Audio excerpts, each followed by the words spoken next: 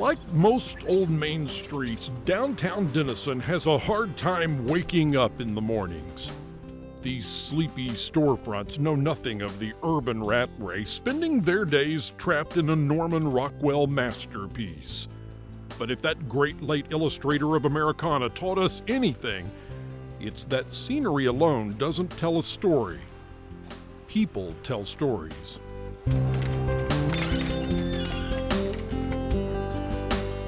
Well, originally I was born in my mother's womb. I spent 9 months in there, and I hope to go to eternal life after I leave this world.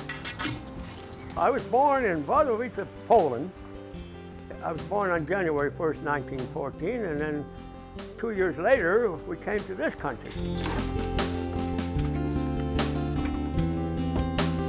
At 91 years old, Walter Tatar's an old-timer in every sense of the word.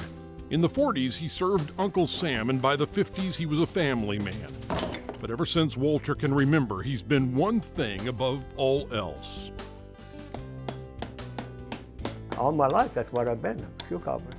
You've been doing this since you were 10? 80 years. 80 years. Well, I was 10, I'm 91 now, so you figure it out. Shoes are not what they used to be. I think the day will come when shoe repair in itself will fade away like the horse and buggy. Seems our modern times don't hold a place for the likes of Walter, but don't tell his co-workers that. Every day, Jaret Tatar nails, sews, and shines alongside his granddaddy. Hey, Paco, how you doing? Okay, I'm going at it. See, this isn't just business. This is family. I was born into it. It started with my grandpa. He trained my dad trained me. So we got 3 generations of shoe repairmen. Me and Grandpa would be on one last, I'd be on the other, and Dad'd be over stitching or sanding. And no greater camaraderie than family camaraderie. Walter and Jaret fit this shop like a well-worn boot, but someone's missing from this family portrait. Last summer, beloved father and son Michael Tatar answered the call of his conscience and shipped off to the war in Iraq. Walter had long been retired, and Jaret wasn't full-time at the shop, but the devoted pair stepped in to run the shop in Michael's absence, worried that this cobbler kinship had hammered its last. We all prayed that he wouldn't go, but he was bound and determined to go. And we all begged him not to go. So that may be what the good Lord wanted, I don't know.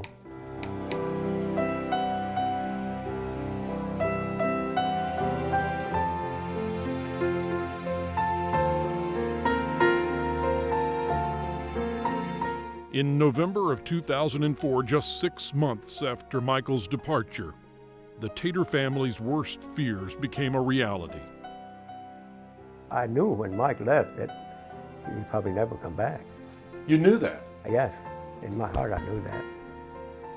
An official letter from the Secretary of State says it all. Michael Tatar will never come back from Baghdad. The world is left with one less cobbler. Walter and Jaret left only with their memories. I can remember Dad coming over here and he said, "Come on over here." I was probably just barely big enough to pick up a hammer. And he said, "Well, what?" He said, "I'm going to show you how to nail a pair of heels on." That's the first thing I learned how to do was just put a pair of heels on the boots.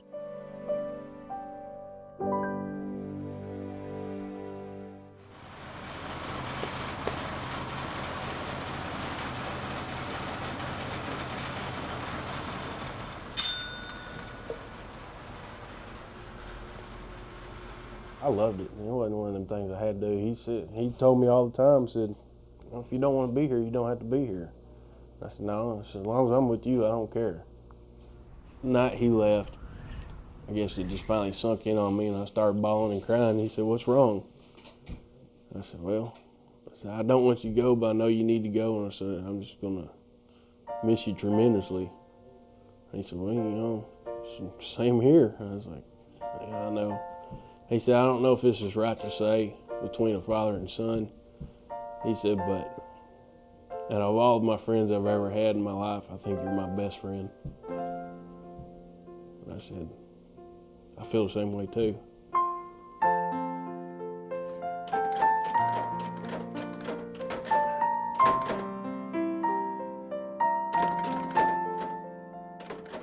Life, it seems, has a strange way of throwing curves our way at the most unexpected times.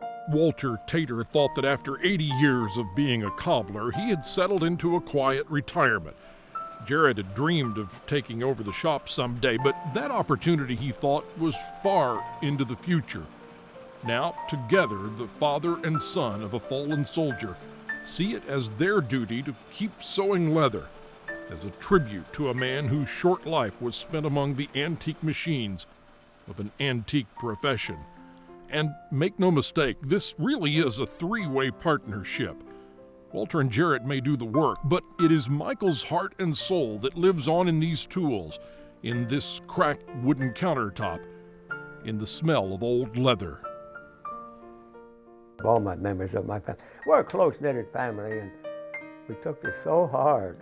It still kind of chokes me up, but it's gone, it's done. That's the way it is. I figured I'd be in my 40s by the time I'd take this place over. I didn't figure it'd come this early in my life, but you know, where it has to be done, I'm going to do it. It's just like part of my dad, and I don't want it to go away. People have asked me the past couple of weeks, since he was killed in Iraq, if I thought my dad was a hero, and I just look at him and say, you know what? I said, of course he's a hero. Dad was a great and wonderful man.